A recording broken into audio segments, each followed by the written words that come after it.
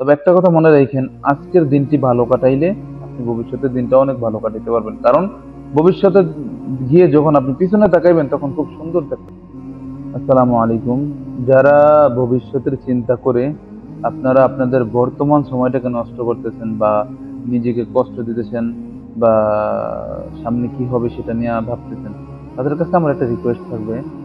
দেখেন, বর্তমান যে সময়টা আছে এবং অতীতের যে সময়টা এবং সামনে ভবিষ্যতে যে সময়, ৩টা সময়ের কথা নিয়ে বলি। যদি আপনি পিছনে তাকান যে পিছনে আপনি অনেক কষ্ট পাইছেন, অনেক কিছু হারাইছেন।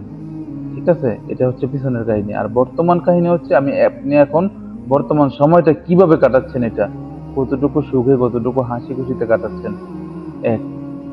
তো সামনে যে সময়টা আছে, ভবিষ্যৎ যেটাকে বলেন, সেটা কোনো গ্যারান্টি নেই, কোনো মানে শিওর নাই যে সেটা আপনি পাবেন। যদি আল্লাহর হুকুম থাকে, আপনার হায়াত থাকে, পাবেন।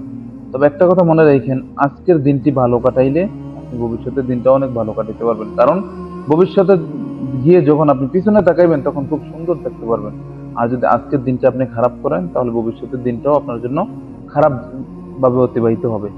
এজন্য আমাদের বর্তমান ঠিক করে ভবিষ্যতের দিকে তাকাইতে হবে।